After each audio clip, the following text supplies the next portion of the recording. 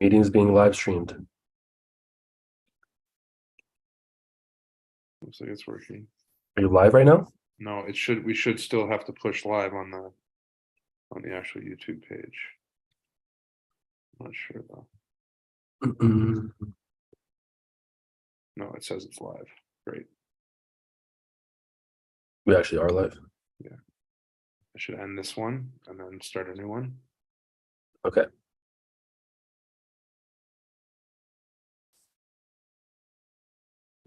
No, people are here.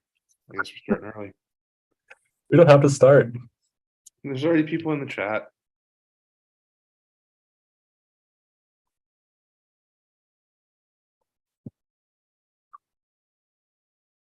Well, if anyone's watching this, we didn't actually mean to start right now. But maybe we will. Alex, comb your hair. I need a haircut real bad. Yeah. No comb is going to have any impact on how it looks. I appreciate the advice, though.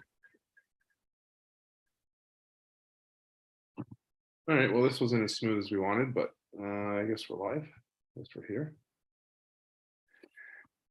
And it is what it is. Still there, Jay?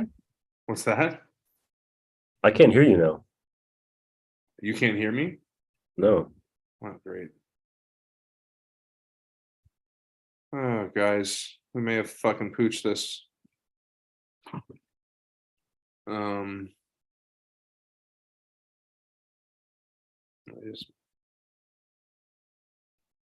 don't know why you can't hear me. Can people hear us in the chat? If you're there, let us know if you can hear us. You might have to restart this one. More issues to figure out. We are definitely looking forward to the qualifying event. Yes. All right. Hi, guys in the chat. Can you hear me? Can you hear Jason? There's 8 people in here right now. I feel like it's worth trying to save it. Sound is good. Sound is good. So you can hear both of us? Yes, yes. Maybe you don't have your volume on, man. Maybe you muted your computer or something. I still can't hear you, Jason. But what else can you hear? Can you hear anything?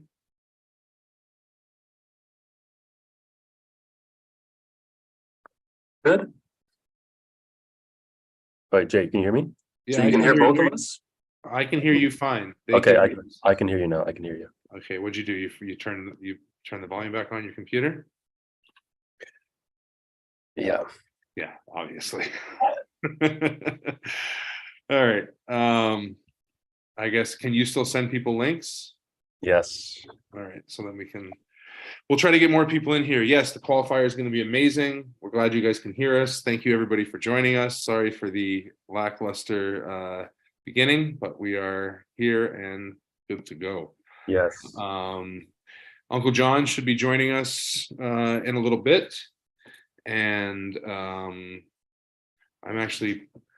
like to move. I wasn't planning on being in the position I'm in right now, so I might change my computer angle in a minute. Yeah. So yeah, Uncle Jon is going to be joining us. Evan Burgoyne might join us for a little bit. We're going to try to get Devin and or Matt Mask on here as well at some point. So hopefully it gets fun and exciting. Yeah, so if you want to, you can put some questions down in the chat for any of those guys or any of us, East versus West related, but it can also be anything. So, here's the question. How much amateur experience is required to sign up for an amateur tournament? Yeah, okay, this is a very good question. So this is something that definitely varies, Alex, from like event to event? Right, so if we're talking about how much amateur experience, I would say the question is how much experience is required until you should compete pro, right? Yeah. Because you don't need any experience to compete amateur.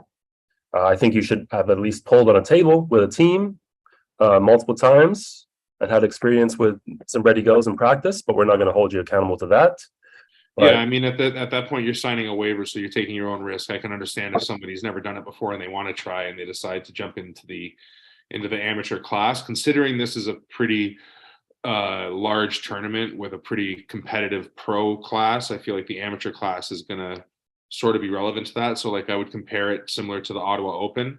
The Ottawa Open, the amateur class was pretty competitive for an yeah, amateur class. Like, if you had never ever pulled before, you'd probably be looking at a couple losses pretty quick in that class.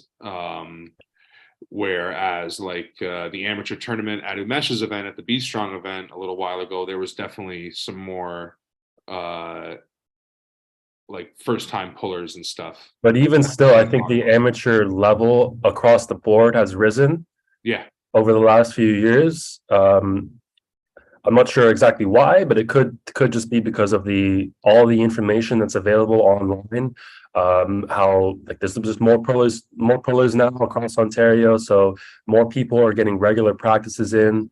They're starting with fundamentals, they're strength training, so I think people are getting quicker. They're getting better quicker than they have been in the past. yeah, no, 100%. And I think that is like, not only are there more people that are competing, but like you said, there's so much more information out there. So it's not only that they're coming in more trained or whatever, but they're like, you're able to get an idea of what you're supposed to do or how arm wrestling works a lot quicker than you would have before. So I think, I guess, to answer the question, where we're trying to limit it is that you shouldn't have podiumed at a pro event. Like, if you could have tried pulling in a pro tournament before, and as long as you haven't podiumed in a pro tournament, we're going to say that you can still compete amateur. But at the same time, it's kind of your own discretion, like, Well, if do you're we not not. want to cap it in terms of years of experience? Yeah, exactly. We don't want to cap it in terms of years of experience, because I understand there are some people who just, they haven't progressed very much. They're not super competitive in the pro, like, because that's the thing with arm wrestling too. There's so many levels in arm wrestling that, like, it's kind of a discretion thing. Like, if you're coming and you just want to win an amateur tournament, then that's, whatever, that's on you. That's also why we're not making the amateurs like there's not great awards and like tons of prizes and stuff for amateurs, because we don't want, like, if you're super competitive, then you should be pulling pro. You know what I mean? Like, if you're just going there to smash people and walk away with prizes, that's not the idea, right? So we want the amateur to be competitive, and like, if we know we're pretty well versed right now with, like, who's ranked and where people stand, so we're going to try to do our part as far as making sure that somebody that's too experienced or too good isn't getting in there just to beat up on people. But Yeah. it's your own discretion. We want it to be competitive. If you feel like you have no chance in the pro tournament, but you've been pulling for more than a couple years, I think you can enter the amateur, and that should be fine. Yeah. Toronto Muscle said, Alex and Jason, what class are you both entering? So we're actually not going to compete. Yeah. We're going to put all our energy into hosting the best tournament you guys have ever seen. Yeah. So we'll be on the sidelines cheering you on while you compete. Well, we won't be cheering much. We'll be running the scoreboards and commentating, and we've got a lot of different jobs to do. But yeah, like Alex said, our focus is mainly on hosting the event. We're definitely not. We never intended to compete. Like, when we first got this offer to run this event, it wasn't like, oh great, we're going to get to compete at East versus West. It was, we have an opportunity to, like Alex said, run this event and try to present something that is as good as possible, and hopefully something that people haven't, on a level that people haven't seen before, and that's what we're really trying to do. So in the qualifier, one of the questions GB19 asked, where are they being held? They are being held at the Mocambo in Toronto, Ontario. It's a wicked venue. We've done a lot of trying to hype the venue up and everything, because it's a really cool venue, and I think it's going to be really like the perfect venue for arm wrestling, the way that the stage and the VIP and the whole intimacy of the room, but the production value of the room, I think it's just going to be the perfect. What do you want? A lot of. Yeah, no, 100%. If you haven't seen the promo video on our channel, go watch that. It's only a minute long. All the information is in there, and then we've got more information on our Instagram and Facebook. We have the event page. So you can check that out for all the details. But yeah, El Mocambo Tavern, Spadina and College, downtown Toronto. You asked another question, GB19. Does the winner of the qualifier pull a pro at East vs West, or what exactly? So the way the East vs West qualifiers work is there's like 8 or 9 qualifiers in the Americas, North and South, and the top 2 pullers from each weight class, only right hand, are going to qualify to go to Virginia, where they'll compete in the finals of the West side of the East vs West qualifiers, and then the winners there will compete against the same thing that's happening over in Europe, and that will be at one of Engen's East vs West tournaments. Yeah. So the finals are in June in Virginia for the West, like Alex said, and I'm not sure exactly when the East vs West like finals that are going to be in Turkey. When those are going to be held, but yeah, that's the way it's going to work. And yeah, the weight classes. So people like you can make it to Virginia on left hand, but Engen isn't bringing left-handers to Europe. So the East vs West left-handed like journey kind of ends in Virginia. Which sucks because no love for the left-hand matters too, right? But I'm sure it'll grow. I'm sure we'll get there eventually. Maybe next year it'll be included. It so happens that our left hands are better in Toronto. Yeah. As for this one, your left hand does get to move on to the finals in Virginia, and the finals in Virginia have some pretty hefty cash prizes. So left hands are going to Virginia, but not to Istanbul. Exactly, they're going to Virginia, not to Istanbul, and there will be cash prizes to win in Virginia for them as well. So that's nice. What is this? Can you just mail the gold? Save me the drive. Yeah, unfortunately not. What is your name, Marcus? I want to know who's this gold medal winning amateur. Yeah. Ronan says, yeah, lots of amateurs, more pullers / table time, lots of resources. Yeah, so Eric Racine, I don't know if you saw Eric Racine's post on Facebook talking about how many registrations are typical at events these days. And yeah, it's really grown. So we need more tables, more refs, more back end work to make sure everything runs smoothly, because a lot of tournaments are run without really taking into consideration how many pullers are going to be there, because it's kind of like a roll of the dice in terms of how many people are going to show up. So we're going to have 2 tables running for the amateur and the pro, and we're going to make sure it's run very tight and smooth so we can get this tournament running on time and finishing on time. Which again, there's no guarantees, and there's a lot of, like Devin always says, you can't plan past the point of entry. So there's a lot of things that are going to be unknowns on the day of, and we're doing our best job to keep it as tight as possible, like Alex said. And one of the things, because of the way this venue works, there's there's like floor 1 and floor 2.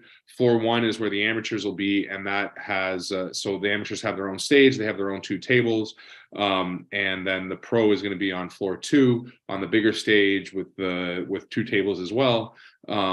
So we're not waiting for the amateur tournament to finish before we start the pro tournament. The pro tournament starts at 3:00. It will start right at 3:00 on time. And if the pro tournament or if the amateur tournament ends up taking till 6 or 7 o'clock, it's not going to affect the pro tournament because of the way we've got it set up, which is part of how we're trying to take it to that next level. And part of the thing with this tournament was, in the beginning, obviously, like Alex said, with these tournaments, there's always so many unknowns. You're kind of gambling, like how many people are going to show up. I hope enough people show up. You've got a lot of overhead that you've got, like money you've got to put out up front in order to make the event happen, that you can then only hope to recoup if enough people show up. So that was kind of, one of the things with this event is it being East vs West, it's already comes with a certain amount of draw to it. So that was part of the, I guess, the thing that allowed us to play that gamble a little bit harder, understanding that, okay, we're probably going to get a really good turnout. Amateur tournaments have been better as of late and everything, and they're getting a lot more turnout. So we knew that we needed a space that would warrant or would be able to handle that many people and that big of a tournament, right? So like doing it in a Wild Wings or in just a small convention center somewhere wasn't going to work. We needed to have enough space. So that's a huge reason why we're we're trying to go to this level and make sure, okay, we know that we're going to have enough people. Let's split the amateurs and the pros up. Let's get 2 different stages for them and all that. But we are gambling on hoping that enough people show up, right? So yeah, which as of now, it looks like the hype is growing, and it looks like we're going to have a pretty good tournament. So yeah, definitely exactly. excited about it. Toronto Muscle. Would you say the tail monkeys are the high hookers of Ontario? Yeah, high hookers are in Ontario. They're not Pembroke. Yeah, they are. Same province, but you know what? We're very different than the high. So team wise, we're like the opposite side of the spectrum. Not that one is better than the other, but we definitely have our differences. They are more like old guard, and we're like the newcomers. Yeah, and they're pretty rowdy and a bit of troublemakers. not that we don't, but we're maybe a little bit more clean cut. Dude Dark, do you guys hold open practice for anyone to join? Yes, everybody is welcome to come to our practices. We hold them every Sunday at 1 p.m. Just message us on Facebook or Instagram to get all the details. Beer Man is reffing. Yes. Yep. Evan Burgoyne. He's a great ref, actually. So no one should worry. We've got a really good lineup of refs for this event. So why don't you run us through all the refs? Yeah, we've got Dave Knox and Craig Mitchell. 2 of the best refs, in my opinion. 2 of the best refs. They're basically going to be running the pro, like as far as the 2 heads for the pro event. And then we've also got Evan Burgoyne and Earl Wilson, who will be basically the head refs for the amateur tournament. And then once the amateur tournament's over, they can like all the refs can kind of rotate for the pro tournament as needed. And then for down refs, we've got Sarah Wilson, Matt Smith, Louis Kokolari, and Dalen Thomas. So again, also all great refs that have been around for a while and been active, and should be able to keep everybody under control. Okay, John is ready to enter, so I will let John in. And, we'll add to the excitement. Oh, boys. What's up? How are you, sir? I'm doing well. I'm doing very well. I just wrapped up a little self-pampering time after a nice workout. It was just lubing up my beard, trying to keep it nice. I'm really getting some length on it now. Nice. Very happy. Beard oil? Yeah, I might have to hit Michael up for it. I might. I'm sure he's got a discount code for you. Yeah, right. Monster. Yeah. #Monster. How are you guys doing? Good. Yeah, We had a bit of a shaky start. It's been a while since we did a live stream and everything, so I kind of forgot how the whole setup worked. And you got tricked. We went live before we meant to. Yeah, you know how it goes. So. And then we were like, shit, we should start over maybe. And then there were already people in the chat, so I was like, all right, we're just gonna have to make it work. So line them up. Well, you know what I was just doing? I was just on YouTube watching Stevie Ray Vaughan play at the El Mocambo. Nice. And I'm just like, dude, that's the stage that we're going to be on. That's like, I was looking up the history, like Meatloaf has been there. U2 has been there. The Stones have been there. Like, this is an epic place. Yeah, it really is. One of the cool things they did when they renovated it was they put on the stairs, every stair has a name of somebody who's performed there. Awesome. So like as you're walking up the stairs, you're just seeing like Blondie, Stevie Ray Vaughan, U2. Ridiculous. Ridiculous. It's really cool. And that video of Stevie, I don't know how many times I've watched that. I remember watching that when I was like 12 years old. It's so ridiculous. Yeah. So ridiculous. Yeah. So that actually, the way that building works now, so they built like the guy that bought it, Michael Welkerly. So he actually kind of funny sort of coincidence as well, as he actually used to work for my dad like back in the 90s.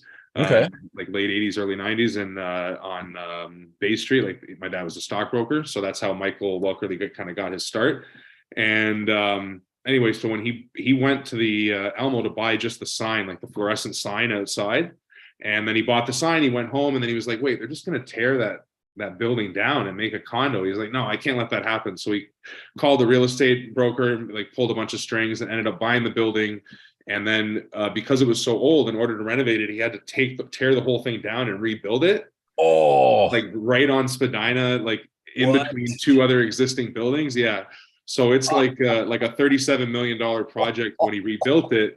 And then the downstairs, like the original room where Stevie played, it looks almost the exact same, just a little bit more modern.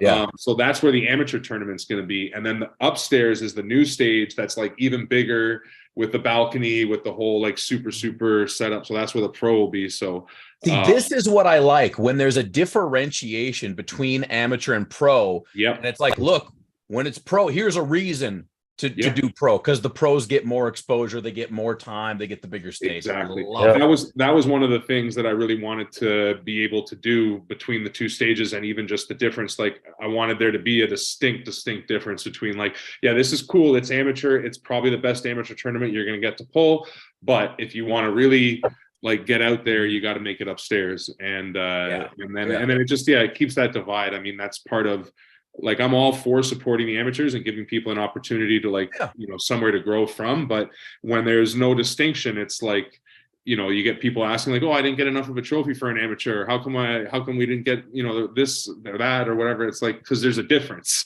Right. You haven't earned it yet. You need to earn it by getting up to that pro stage. So, man, I don't know. Like, I'm glad that you noticed that. That's definitely something we're trying to. Yeah, that's what I like, because I've always been an asshole about it.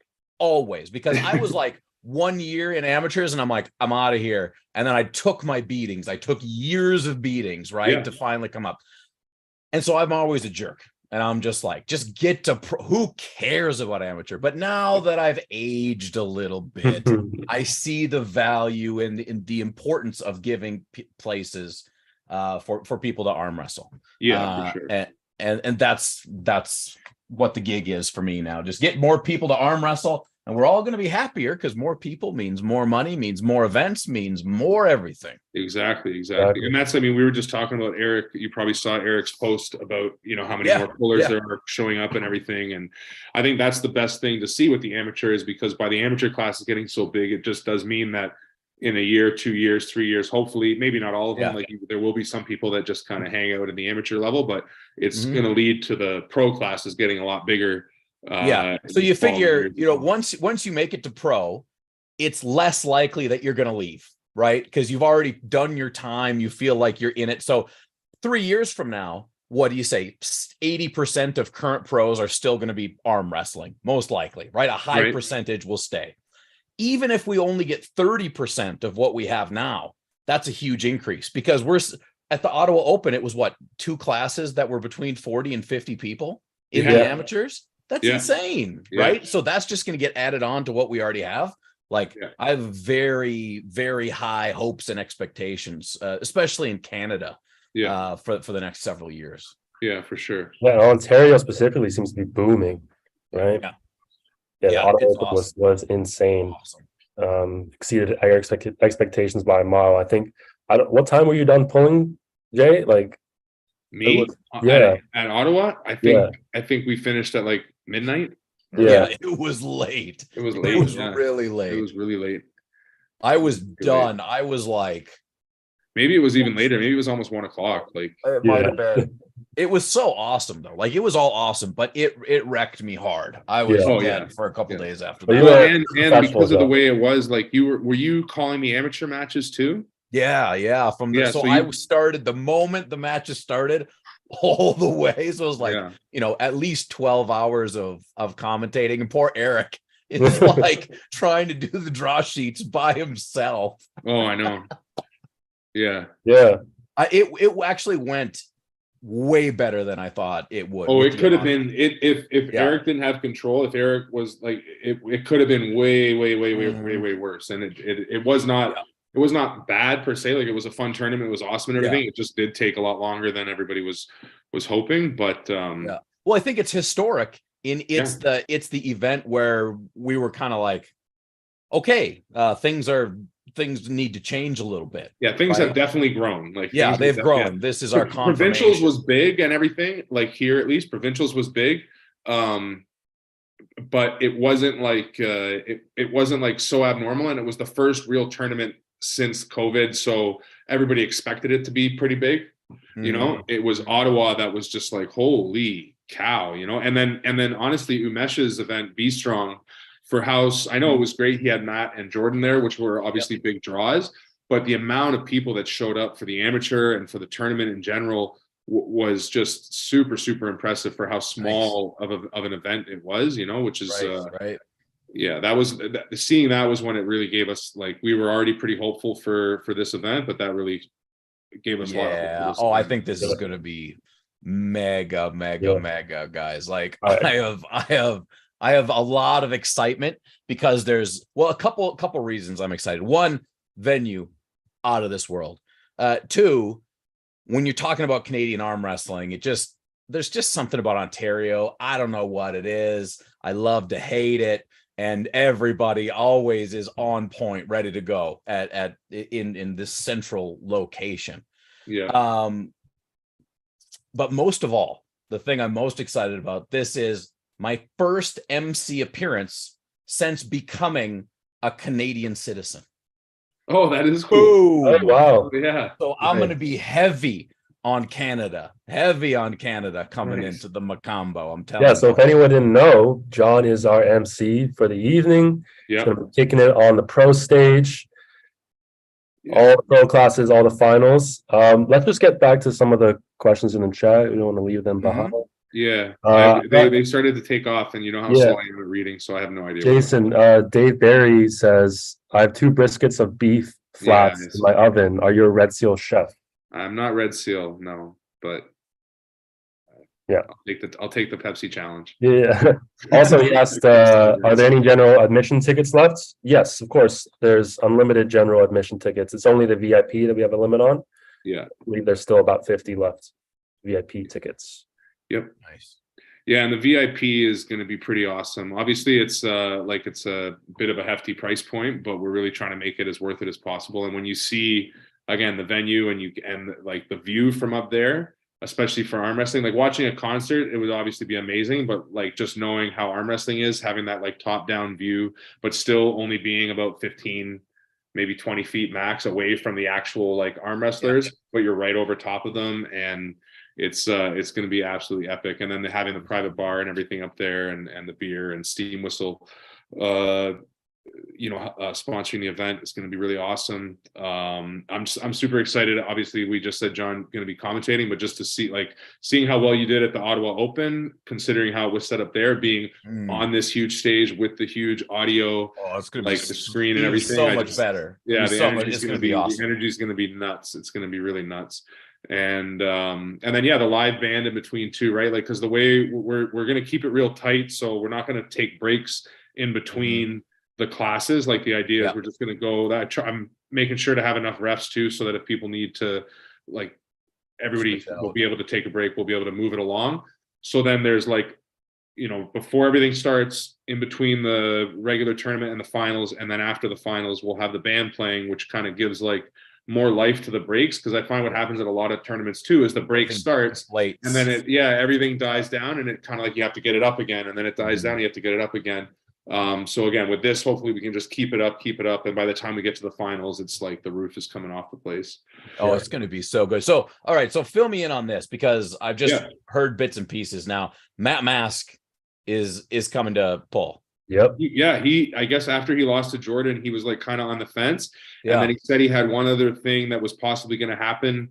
And he was like, regardless of whether it happens or not, I'm going to come to train with Devin that weekend anyway.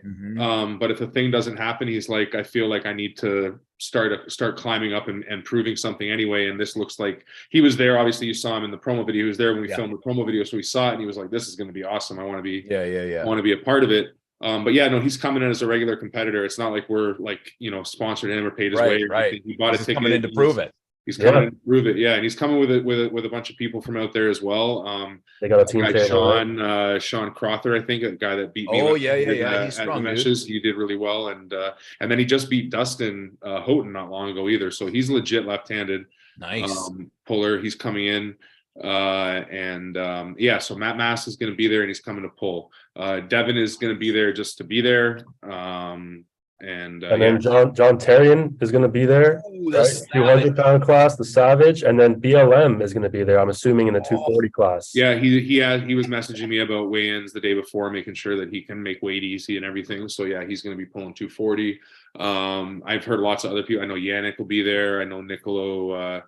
This is going to be so good, guys. Yeah, so it's like a powder keg, and Beer Man is going to be there. Yeah. This is going to be so good. There's going to be piss wars are going to happen. I am going to make Devin have a super match with me. I'm going to force him into it for views and clicks. Watch. Left-handed. I'll destroy Devin. That's awesome. How's your back doing, John? Huh? How's your back? Oh, bro. Not well. So I did get some more information. I was in talks with a private clinic in the States, and they looked at my MRIs, and for the first time this has ever been brought up to me, they said it's likely that I have something called Scheuermann's disease. So Scheuermann's disease is when basically your vertebra, when they're growing, the inner part stops growing, and the outer part, so towards the back, it continues growing.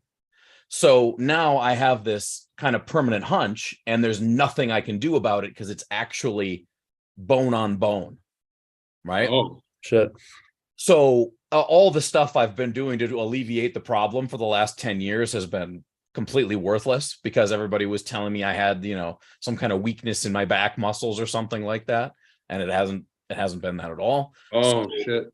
If that is the case, I'm looking at rods, full rod situation. So I'm looking to party as hard as I can and do as much arm wrestling as possible, especially this year, because it's likely that I'll be out for quite a while after that takes place. Like if they do that surgery, you'll be out for a while recovering from it. I would say, yeah, I would assume so. A year at least, probably. Yeah. And if you didn't get it, would it just continuously get worse until it was? It'll get worse and worse and worse and worse. Yeah. And so it's painful already. The pain is the number one thing. But I would just, at this point, I would just like to get rotted up, because basically the prognosis is get your surgery or get a wheelchair at some point. And they're like, and supposedly from what I've read, I'm very early on in understanding the whole Scheuermann's thing, but they're like, if it's not treated, 40 tends to be the point where things accelerate more so. And I just turned 39. So, sob story, but that's where it is. So does it affect you when you're pulling? Like, does it actually hurt? It hurt. Oh, yeah. It's just like, it's hard to trust it. Okay. It's just like, there's been a lot of weird things I've heard and felt happen in my spine during my arm wrestling career. And it's just, you never quite know. And I always put it off, but it's in the last 3 years, it's just gotten, exponentially worse every single year. Yeah. So I don't know what it is, but I am hoping to just get fitted up with some rods. You know how it is in Canada. It's very difficult to get a surgery like that done in a if it's somewhat orderly elective, fashion. and unless you can really prove why it's like you need it. Well, I got rejected by the orthopedic clinic because my back was my need exceeded the technical limitations of the clinic. And then so you were in too bad of shape. So they sent me on to the neurosurgery. So that's what I'm waiting for now. That'll probably be a long time to wait, but so we'll see what they say. But the thing is, if they reject me, I might be able to get Canada to pay for me to have it done in the States. Because if I don't have the service available, then I might, because it's like going to be $75,000 or something insane like that, right? Yeah. So crazy. But I will tell you what I will be. I will be at the El Mocambo on April 8th, and I will be fully kitted out. I will be sunglasses in hand in a dark room with a lot of arm wrestling going on, and it's going to be a very, very good time. That's Yes, awesome. sir. And perfect time to have that match with Devin. Yeah, Surgery. I'm gonna rip his arm off, man. Yeah. Yeah, Then I'm The gonna match has never been worse. rip. Perfect time. it is. It's just a party arm, right? Nobody Yeah. cares about the left anyways. Yeah, of course. Not even Engen. No. Right? Man. So what's the schedule for like the timeline? So Friday night for the day. Yeah, like Yeah, Friday so, night is so way Friday. early. Friday we've got the venue, like the downstairs, the room 1 where the amateur's going to be. We've got that from 12 till 4 p.m. to do Mhm. pre-registration and early weigh-in and everything the day before. And then the day of, doors open at 10 for registration. Registration will close for amateur at 12 o'clock, and then amateur tournament starts at 12:30. Like we said, that's going to be downstairs. So then the upstairs, the room, like second floor, will open around 1:30. We'll let people like start moseying up there and hanging out. The pro registration will close at 2 o'clock. And the band will start playing at 2 o'clock. So they'll do like the first set and kind of intro into the tournament. Then we'll do like the intro to the refs and the rules meeting and all that kind of stuff upstairs. My brother will play the national anthem. I don't know if you remember seeing, we did that like so the Hendrix version of O Canada. And then we'll start the pro tournament upstairs at 3 o'clock is the plan. And then we'll run 2 tables, different class on each table, and we run the pro tournament down to final 4 for each class.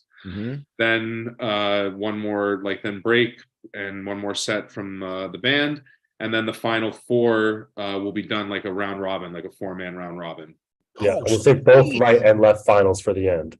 Yeah. Oh, that's so much cooler than a regular regular quarterfinal. Exactly. That's so awesome. That way, if the finals is like Matt Mask, Rick Heidebrecht, fucking Ian Carnegie, and I don't know, somebody else, whoever, you're gonna get to see all 4 of them pull, like everybody pull everybody at least once. You're not gonna go through a finals where you didn't get to see Matt and Rick pull because right. Yeah. We want it all. Oh, yeah. I'm so much more excited now. This is so great. that's and then that's why we figured what our plan is. So with the Elmo as well, with the way they renovated it, they have like a really, really pro audio video room with like the capabilities of doing like super proper live streaming. So we're going to do the live stream for the regular part of the tournament, like for the elimination part, will just be like a set widescreen angle, just whatever. But then for the finals, we're like going to pay for the whole crew and everything to do the proper like 4 different camera angles and all that shit, and then we're going to put that on like the way you mesh did, like a $4 or $5 pay-per-view. So like super cheap pay-per-view, throw it up there. It should cover the cost of the audio video team, which isn't cheap, but it's going to be totally worth it, because then not only do we get like the live stream at that point, but we'll have the recording as well to utilize afterwards, and just to record the event and everything, just so everybody can. So it'll all be in like mega HD. Oh, it should be like super 4K. HD with like so cool. we'll have we're supposed to have 3 set angles and then 1 handheld, and then like a live stream director like cutting and editing it as we go. So it's gonna be super proper. Get your asses to the El Mocambo, everybody. And if not, you can watch the live stream. So we got everyone covered. There you go. Just got the entire world watching it. So we haven't actually announced that. That's actually the first time we've announced the live stream, talking about it now. Awesome. But I just actually finalized that stuff with them today. So is it going to be like a YouTube like a we're going to do the fixed angle elimination part on our YouTube channel. It's like a regular live stream, and then the second set of the band will do like the proper quality, but keep it on our YouTube so people can see like what the finals are like. Example of what it is. I don't want to put the band on the live stream with the pay-per-view just for copyright purposes and stuff. I don't want to take any chances. So then the finals of arm wrestling will go on the pay-per-view we're not sure, probably like $5 or something. And will that be on like a separate website? Yeah, it'll be like how, I don't know if you watched the one that Umesh did, right? With Yeah. Okay. we're probably going to use his same thing. That was such Balam yeah, live. Balam Yeah, live. yeah. That was so solid. So Yeah, that worked perfectly. yeah, so that's the plan for that, and yeah, and it's just excited. It's getting close enough now that it's starting to get nerve-wracking. It's like starting to rest for a match, and you start to get all those like ghost pains, and you start to worry like you didn't do it. It's like now that we're getting close enough, it's like all the shit's going crazy, but I think it's going to be well worth it. And we're trying to utilize it too. Like we're going to try to capitalize on this event. Hopefully it goes really well to plan a couple more. I know I've talked to the whole team arm wrestling thing. So the plan would be we're going to try to do like a big team tournament in the fall, if we can. Yes. Hopefully at the Elmo again and all that if they're into it. But yeah, just trying to do the best job we can, but utilize the opportunity as much as possible because it's a huge opportunity, obviously. Yeah. Well, I think in Canada we're lucky because we have, Devin, we have Matt, and they're both, very well known, very, camera friendly. So I think that if you are anywhere near Toronto and you want to be a part, because when I think about arm wrestling, I think back and I think about these viral moments in my mind. And I've been there live when these certain things happen, right? Yeah. Cobra Rhodes in 2013 wins the Arnold Classic. Say my name. I was there. I was in the third row. I was there, right? All these things. I've been there when Devin's done crazy things. I can feel it already in the air that this event is going to have at least 27 of those type of moments. Right? There's too much. There's too many crazy people in one place at one time for one reason. And oh my God, I can. The whole London crew, like Crazy George and George too. I was going to say George and Till Bronze, like the Barbarian. They have their own table, like they got their own. So they are already coming in to take over. Like it's going to be so many crazies from left to right across. The thing that I'm most excited for are all the people that I don't know yet that are going to show up. Right. That show up. That I'm like, oh fuck, you're here too. That's fucking amazing. So yeah, definitely excited about that. Alex, you were just messaging me, asking me about Devin and Matt. I messaged both of them the link, so we will see if those bums. We're graced with their presence. John, I wanted to ask you, I'll ask everyone else as well. Who do you think are the up and comers in Canada? Yeah, that we will be seeing on the East vs West stage coming soon. Who do you watch? The first guy that popped into my mind was Tarian. Yeah. Like he at that weight, he has some things that he needs to do, and it's interesting because I was lucky enough to be a part of the process of him getting to Arm Wars, right? Yeah. And I talked to him a lot at Arm Wars, and we talked about a lot of different things about the different level of stamina you need to kind of work in an event like Arm Wars, where you might have 4 super matches in a 48-hour period. And I just, we talked about him getting out there and just really pushing himself in the real scenarios. And what did he do? He went crazy, and he went to like all these tournaments all over everywhere.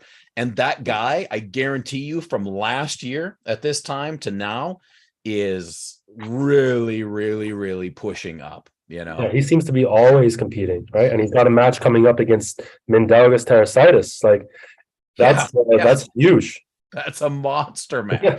I mean, and he's not afraid to really push himself. To his absolute limits.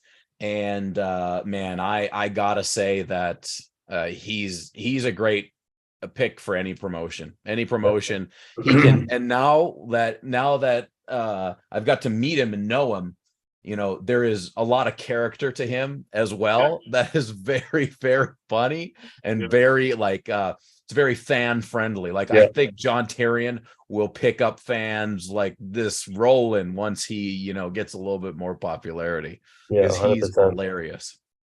And he's still really young too. I think he's only 24, 24, 25. 25, somewhere in there. Yeah. So he's got a lot of room to grow. The other guy I was thinking of that I saw at Nationals, and I just saw him in Saskatchewan at Kane Hemsing's event, was Mason Drosy. Yep.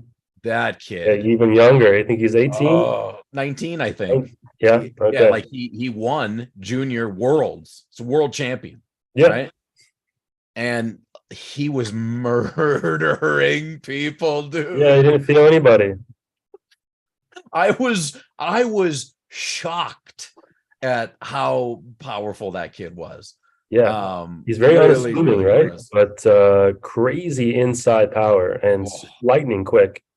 Really, really fast. And I was lucky enough to have a little bit of time to talk with him too, because I told him and a lot of the guys that, like, hey, don't come to me about arm wrestling, right? But here's what you need to do with your character, right? Here's where it is. So that's what I always try to impart to guys, which is, I'm much more of a character person than an arm wrestling person, right? These guys are already good enough to be past what I'm going to be able to show them. So it's been interesting to see like a guy like Tarian kind of come along and be able to have these conversations with him and then see him hit it off. He'll be a tough guy to beat in that class. Yeah. And he already qualified too, because he qualified down in Florida.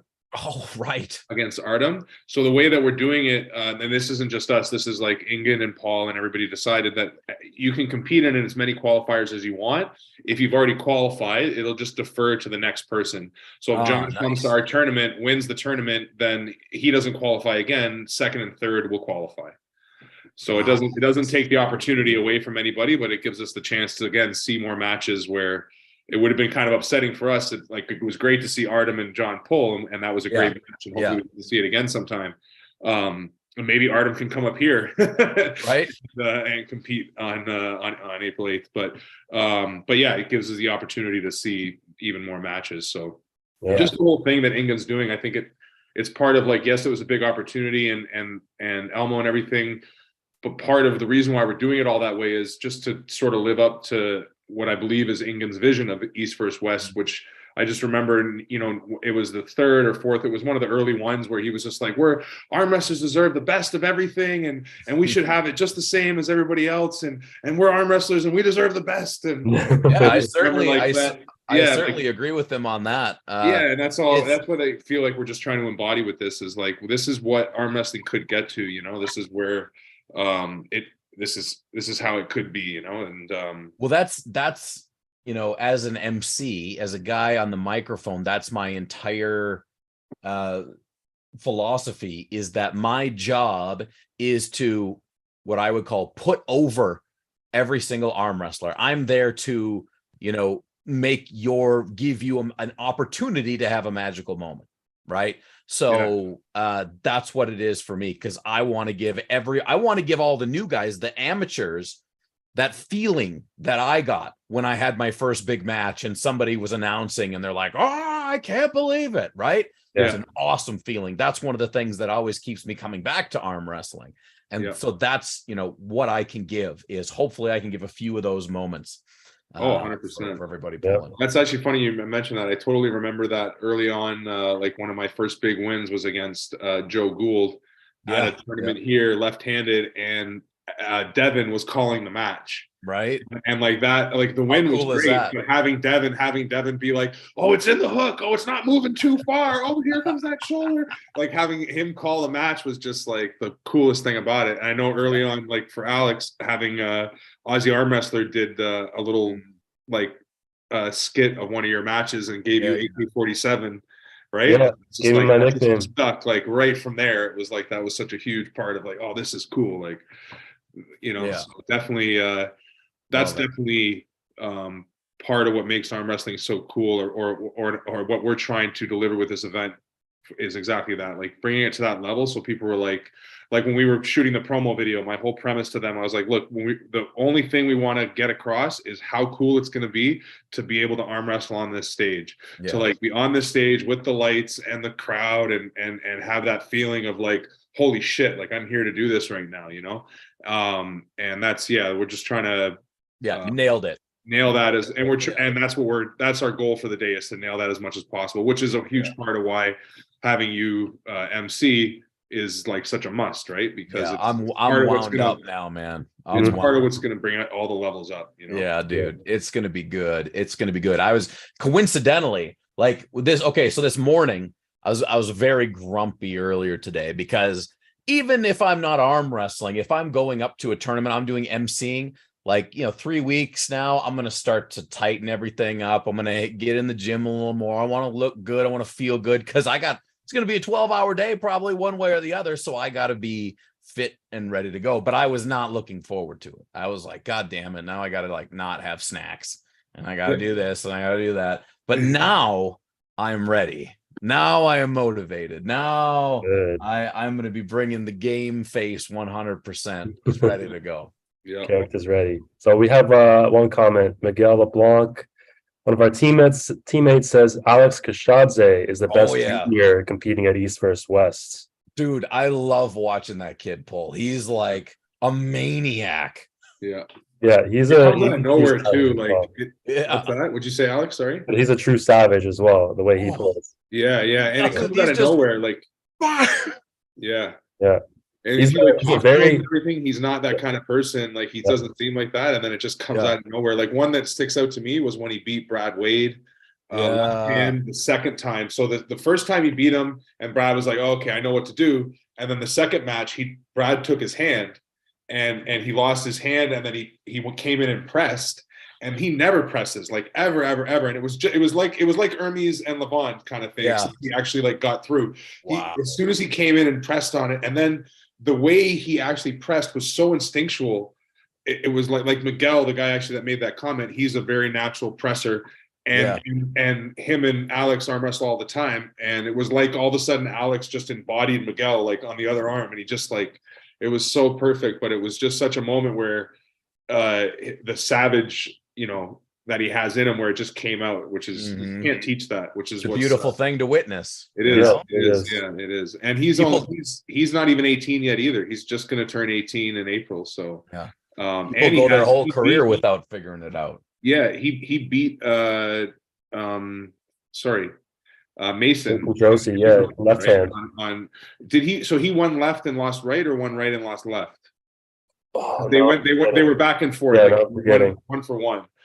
But I think he beat him right, because I was more impressed with that. Like, I thought he was going to beat him left, and then he didn't. But either way, they're both those two kids are beasts, and awesome watching them pull other people, but also getting to watch them compete against each other a lot is going to be a lot of fun for us over the next 10, 20 years. Dude, that's what I think. I'm like, can you imagine in 20 years when those guys are the guys, and we're like, what's up? I remember the yellow Mocambo. Yeah. I remember when you were 18 and you were at the Elmo.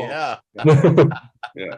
No, that's insane. That is really cool for sure about the sport. How many young kids, and just seeing how quickly young kids grow. Like this kid on our team, JW, like, what is he just posted? What is it, 91 days now or something? Like, he's been making it like every day arm wrestling, and it's like this many days. So it's 3 months, 4 months that he's been doing this now, and the growth that he's gone in that like 4 months. It's like, regardless, forget juice, whatever. It doesn't matter. I need way more time than that to make any kind of progress in relation to that. So when they get in young like that, like Alexander started with us when he was 15, Miguel started when he was 17. Like, you grow so differently when you're young like that, Oh man. Yeah. I didn't. How old were you when you started, Jason? I was 35, so like same 35. as Toddzilla. So that was my Like, I started, I saw the longevity in it. I was like, oh, you could be really old and get good, and it's something that takes a long time to get good at. And I had just been through all my health shit, so I was like, I need something that I can just do for a long time anyway.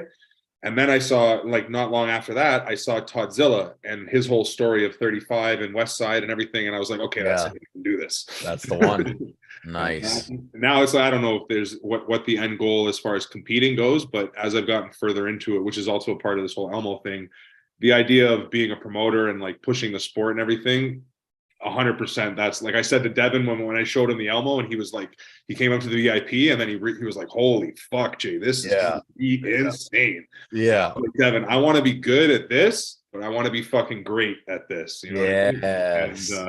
And that is the plan overall. So regardless, like I love the sport and I'm gonna push it as hard as I can competitively, but if I can make a mark as far as like pushing the sport forward, that's more what's important to me. Yeah, well, that's what I like, because I want, this is what I want, right? I want to be able to work with people who have, you know, similar type of vision, desire, that type of thing. But I can't promote. I can't do it. I won't do it. Will not do it. But the people, that's what I want to work with, right? Is the people that will get this done. Because this is, I don't think anybody's really done something at this level of place. Like the El Mocambo is like a different level of it's venue. A different thing, yeah. And that's what I think is going to be so cool, is the intimacy of it. Like, it's so perfect for a band. It would, like, you couldn't do a boxing event there, you couldn't do like any other kind of sporting event. This is like the only kind of sporting event, which is, I think, why, because when we pitched it to them, like, I sent out a bunch of different, you know, pitches, like the same pitch to a bunch of different places, and they came back, the general manager there came back right away, and he was like, this sounds so cool, I want to do this, like, come and check out the Elmo, let's do this. And then when we started explaining it, within like 10 minutes, he was like, all right, I don't give a fuck. Like, we're probably way too big and way too expensive for you, but we're going to figure out how to make this work. And we have, like, in the end, this is going to be like a $50,000 production that we're putting on for a lot less than that. You know what I mean? Wow. It's still expensive as shit. And it's still way more than, like, we, you know, it's a big gulp on our part of like, holy fuck, this, I hope this works. But at the same time, what I think we're going to be able to deliver is going to be on another level, which is like, being a chef, and Alex like worked for me for a number of years, and my wife is an event planner and has been in the industry for a long time. This is what we do, like catering and putting on events. This is my whole life. I know how to do this like the back of my hand. So now relating it to arm wrestling, nice. You know, that was like the first thing, going to tournaments. So I was like, oh, this is cool. This is simple. I see how they do it. Okay. And that's why when COVID started, and somebody was like, hey, we can just hire our own refs and do our own events. Like, yeah, they won't be sanctioned, but like, at least we can still compete. Right, guys? Right. It was somebody, it was Ian Shendon actually that said that originally. And then I was like, yeah, good point. Let's do that. Yeah. And then it was, once I started doing it, my wife and I were both like, okay, this is fun. We enjoy this. We can do this. And this is the first time where it's like a real opportunity to like get the ball and run with it. And and hopefully we're able to show how it can be done, because organizing events and stuff is not fucking easy. It's a difficult thing, and there's a lot of ins and outs. But when you know how to do it, it doesn't matter if it's a wedding or an arm wrestling event or a fucking the VMAs. Like, an event is an event. You know what I mean? Yeah. And that's how we're trying to approach this, I guess. Yeah, it's crazy to think we started hosting events in your tiny little backyard. We're still able to get guys like Devin and Matt Nass to show up, and now we've progressed to the level where we're going to an epic music venue where the likes of Stevie Ray Vaughan and others have been there. Oh, crazy. We're still going to get Devin and Matt Nass to show up, because this community is so awesome and tightly knit that this wouldn't like the stage, like everyone just wants to show up and arm wrestle, right? So, but now we get to provide them with the best stage possible. And this could never have grown the way it did, like this being us and the whole, what we've been doing with Table Monkeys and BAL and all that shit. It couldn't have grown if the community itself wasn't the way it was, you know? Like, the first tournament I ever went to, I met Devin, and then within a couple months I had him at my gym for a seminar. Like, it'd be like going to the park and Michael Jordan shooting basketball, and you're like, oh, I found a ball the other day, and how do you dribble? You know, and then a couple months later, he's coming to your school to do a seminar. Like, what the fuck? What? Like, it's the support of the community is just unlike anything else, which is part of what also drives me so much to want to give back to it and like push it forward, because even just for me with my whole like story and all that, like, it really did save and change my life in a huge way. Like I Yeah. was in a very different place when I found arm wrestling than where I am now, and I owe a lot of that to arm wrestling. So, Well, that's it's a simple, it's part of an it. interesting thing. I do think about this often of how arm wrestlers think about arm wrestling versus how, people who don't arm wrestle but are fans of arm Holy wrestling. shit. Yeah. Sorry, pause for a second. Super chat. Super chat. Yeah, what the $100. Thank you very much, Thank you sir. so much. Sean Brophy, what's up, buddy? Yeah. Holy shit. Thank you. Sean Brophy's Much a appreciated. mega Yeah. dude. Mega dude. That's You know him? Yeah, he's supporting. He has supported me. He supported Aussie Arm Wrestler. He supports a lot of different channels and is just a good guy who loves the community and spreads the love. Wow. Well, thanks for the love, Sean. Thank you so much. Yeah, much appreciated. And that's, as I was saying, that's what's amazing about this community, and even just the camaraderie between it. Like that was one of the first things I noticed too, when you see like could you imagine Khabib and McGregor like going out for a beer after a match and talking about how they punch each other in the face? Yeah, like, right. Never, ever going to happen, or John Jones and Daniel Cormier, but in our, like, yes, there are a couple rivalries like that, but pretty much across the board, like you beat somebody and then they become your friend and you explain how it happened. Like as soon as I finished with like even halfway through the match, I had to keep telling myself, like, you're not coaching him, you've got to beat him. You've got to beat him. Like, because the whole time I want to be like, no, dude, wrong way, buddy, like, wrong way. Mistake, and then after the match, I'm like, okay, this and that, and let me tell you all the things you did wrong. But it's just so cool how it is like that, Yeah, the arm wrestlers are like the dumbest people ever when it comes to self-preservation, because 99% of us are just like, oh, why are you doing that? You have to do this to beat me. Oh, try it. Oh, there you go. Well, that's over now. Yeah. Why do we do that? Yeah, but that is what makes the sport so cool, and that's what I think when people realize that part of the sport, that's what, like, because the biggest hurdle we have as a sport right now, as far as like growing it and taking it to the next level, is getting people that don't arm wrestle at all to enjoy watching it and have some understanding of it, right? Which is, I'm not going to get into the whole team thing, but that's my whole premise on the team thing, is I think it's a way where the game itself will explain the game to the spectator. But but when you start to understand those little intricacies, like my wife, she loves, that I love it, and she loves that like going to the events and everything, but she doesn't actually like arm wrestling, and she's strong. She trains in the gym, like she's got a good like 170-pound bench and all that. Like she's a strong woman, but she doesn't love the sport. But she'll fuck around every once in a while, and then people like that are decent with the sport, that partake in it, she'll end up like controlling a bit because she is generally strong. And then the other, like when we were at Umesh's event, she's arm wrestling with this girl, Laura Shendon, and Laura's like, fuck, your hand is so strong. Like she just can't deal with her hand at all. And Lisa's just, controlling her. And then Laura ended up like putting her in a hook, and then was able to pull her down in a hook pretty easy. And Lisa was like, wait, what the fuck just happened? And I was like, oh, it's your arm isn't anywhere near, like Laura's arm is fucking strong as shit, but you're just controlling her with her hand. And she's like, oh, I don't. And then I told her to go wrist to wrist. And I was like, watch, go wrist to wrist. And she goes wrist to wrist. And again, my wife, she's strong. She credits herself on being strong. So when Laura just goes, boom, she's like, what the fuck? Boom, what is going on? And like, okay, now hold her hand again. And then she holds her hand. And it's just like clamp.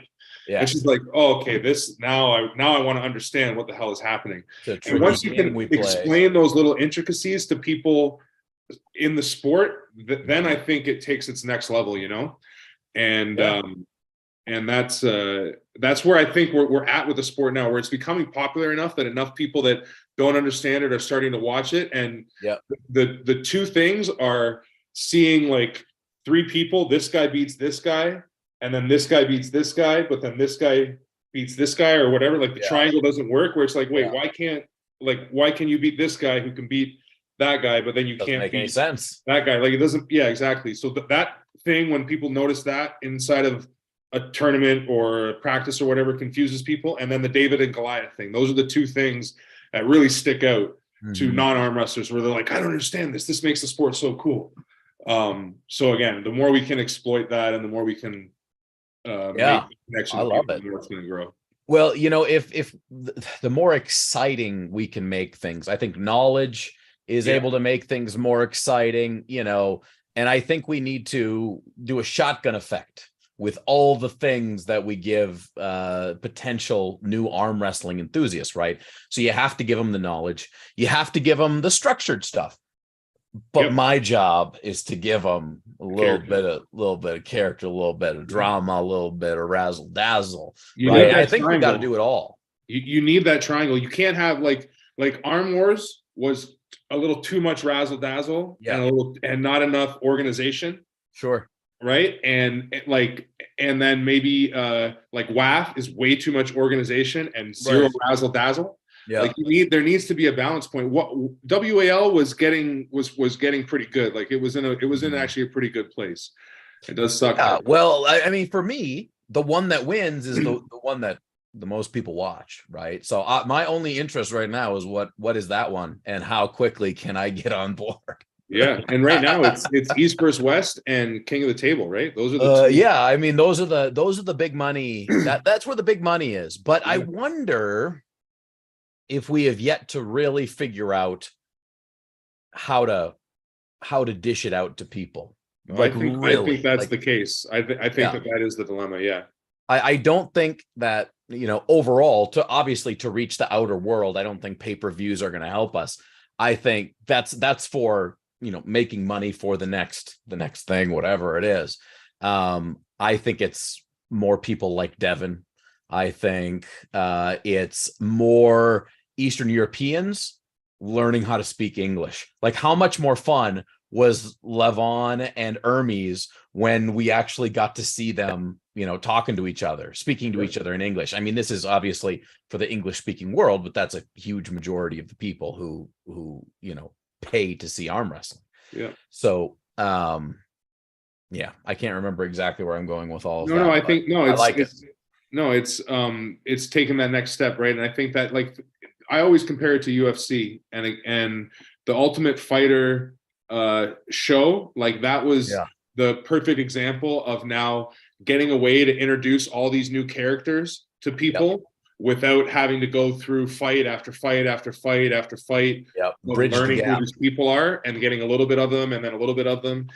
So that was a huge part in catapulting that sport forward, which I think would work similar to our sport. Could you imagine if you had Tyrion, Burgoyne, and fucking Madden and all those guys in a fucking house or between in a gym training together, and then each team has a match every week, and there's anyway, as you can tell, I've got ideas, but the point is that would expand the character part of the sport huge.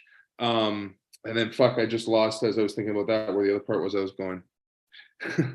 But I mean I couldn't agree more. I think that's that was it. Is the commentary part. The commentary part is the Joe Rogan part, where what UFC did really well was they had one guy that didn't understand fucking fighting really at all. Right. He just understood how to talk and how to get people excited. And then you had somebody who understood how to talk, but really understood the fighting. So when things would happen in the fight, the I forget what the guy that did it with Joe Rogan all the time, what his name was, but he'd make an assumption about what just happened, and then Joe would either agree or correct him, right? Therefore, teaching the public something about the sport. Yeah.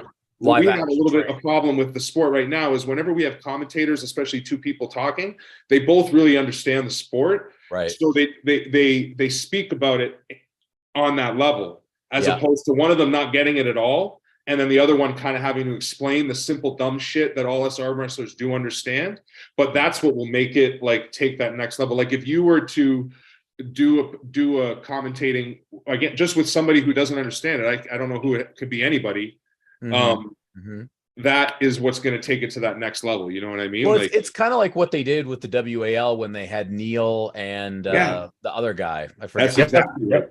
That's exactly right. Yeah, and that does seem to work well, as long as that guy has, the right character. Yeah. Yeah, he has a specific job. He knows when he come in, when he goes out. So yeah, I agree. I think that's a thing that's still being hammered out and hashed out. And there's ideas that of kind of what commentating has been in the past, where it's gonna be in the future, because as things change, people want different things, and it'll be interesting to see it's just filling the gaps too, because our sport does have a lot of gaps where there's these boring moments, you know, where it's like, which again, why the whole WAF, like where it takes, where every time you restrap and you walk away and you back and forth, there's so much in between time that kills it for spectators. Yep.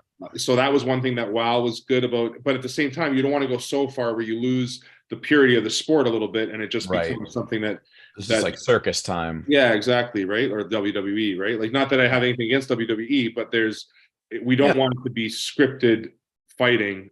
Not that they're not really fighting in the WWE, that they are obviously, like, there is an element of it that is real, but we want the outcomes to be undetermined, right? Yeah. For me, I think anything is up for grabs, and as far as true, false, acting, not acting, real, fake, whatever, right? Until you get to that table, and it's got to be real. You know, and luckily, I'll see if you guys agree with me or not. Some people have disagreed with me, but I, after having watched a bazillion arm wrestling matches, I can see a faked or tossed match a mile and a half away, right? I can see it. I know. So I think it would be very difficult to get to that point too, right? I don't know of any. I would have to say that I'm not versed enough to know of any that I could say, like, oh, that was definitely one that was like, not that. But I know, well, I remember hearing Travis talk about a couple that he might have done with John. So I know there is one where I remember where Travis is like, and he like pulls him from outside. That maybe that's one I can think of. But so, for example, the one that gets brought up, or used to get brought up a lot when Juji Mufu was more into it, was the Juji Mufu versus Mike Aiello match, right? At WAL. Yeah.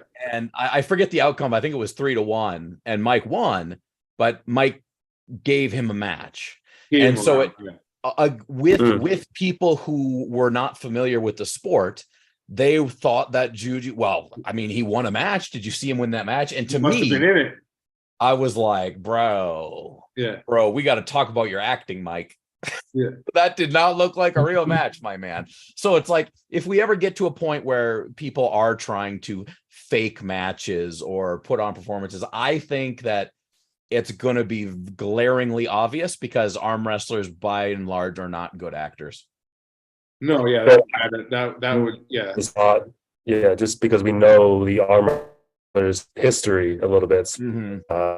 If we saw out that we would not be to tell that it was, but I don't see the Alex, your internet has gone straight in the can. Unfortunately, this is true, bud. You are frozen.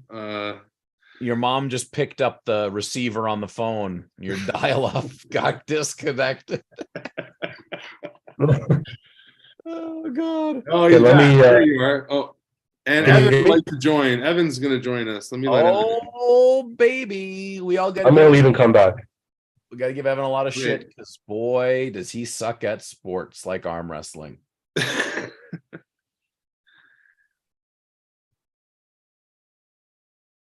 You there, buddy? Yeah, here, just he's putting his pants on. That's all good. Bare pants supplied. Yeah. Likes to cover up the dong. I like it when he covers up the dong too. Preferred. Yes. Alex is on his way back in, hopefully with better internet. Matt Mass said he was going to try to jump on, and I haven't heard anything from Devin. So, Devin's probably deep into his thumb repetitions for the day. Yep. He's got to get that massive thumb going. Yep.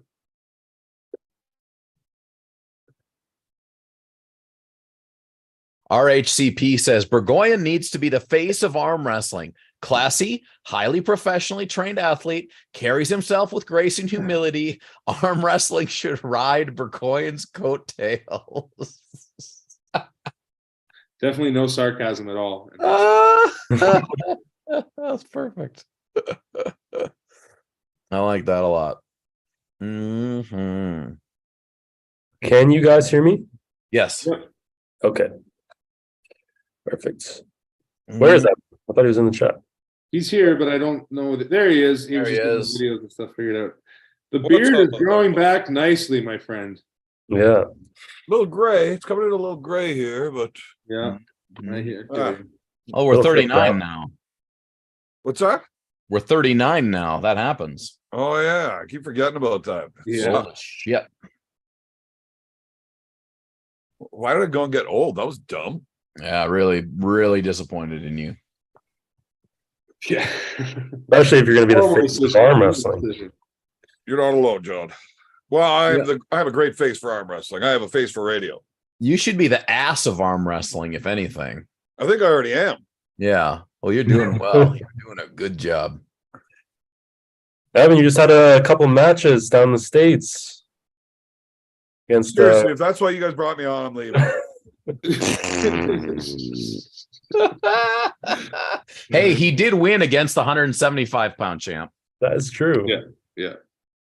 Kudos. Convincing. No, but Convincingly. yeah. Sandbagged a little bit.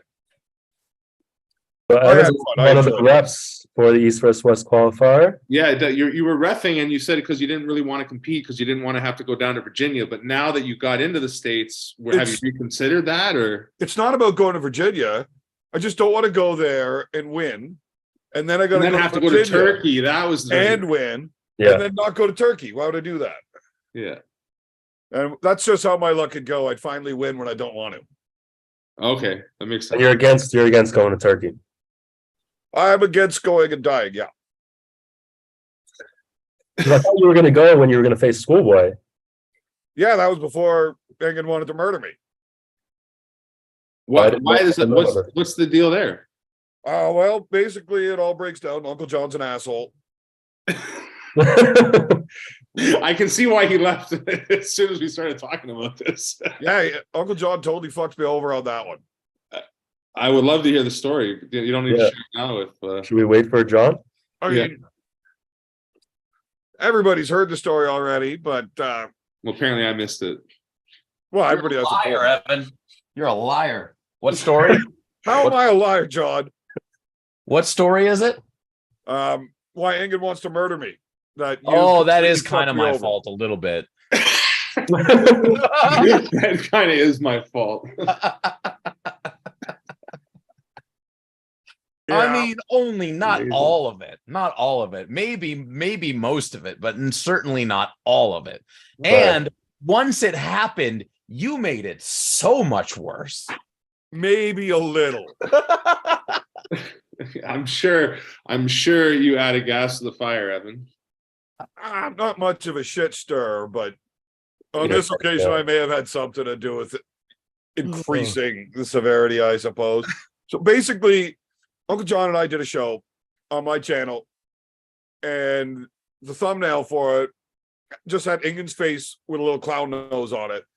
And John was going in on him a little bit about how England's all flip-flopping about YouTube and, people doing live commentary on his shit. Light razzing. Light razzing. Yeah, just a little bit of fucking poking at him, and it's like, well, what the fuck? First we're talking about it too much, and now we're not promoting it enough, and England's just being England. I said nothing but nice things. I think East versus West is great. I woke up the next morning to a fucking phone call from England on FaceTime, and he's just going off on me in some fucking language I don't know. I'm like, what the fuck are you going on about, buddy? And his eyebrows are very angry when you talk to him. And the last 10 seconds of the phone call, he switched to English and told me he was going to break my neck and cut my ears off when he sees me. Huh.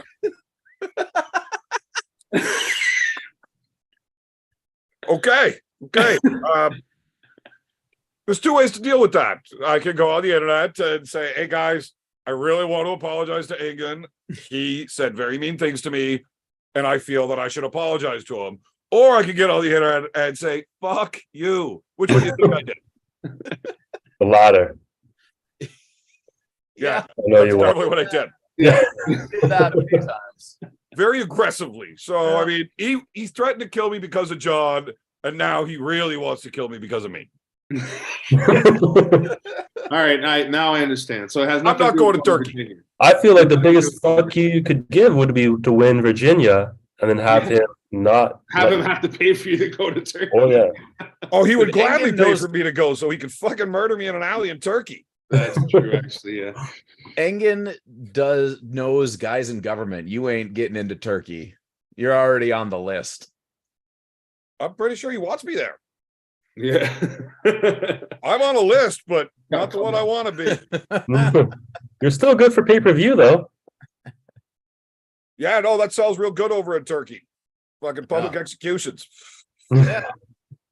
I like Engen. I don't know what his problem is. I actually offered him a left-handed match against me over at Arm Gods, and he didn't want to take it for some reason. He hates left arm. Yeah, I was gonna say I don't know how much he likes left arm, but Well, fuck him anyways. Just to settle it down a bit. yeah, just calm it down a little. Well, that is a hilarious story, and I'm glad you shared it because I did not know that story. A lot of things happen in this little sport of ours. Yeah, it's all John's fault. Like, don't trust those sunglasses. That guy's a shit. So Well, you guys will get to hash it out on April 8th at Mocambo because you'll both be there. yep. I'm seeing Evan reffing. It's gonna be dope. Evan, is your team excited about it? Do you know if there's people coming? I know BLM is planning on making it.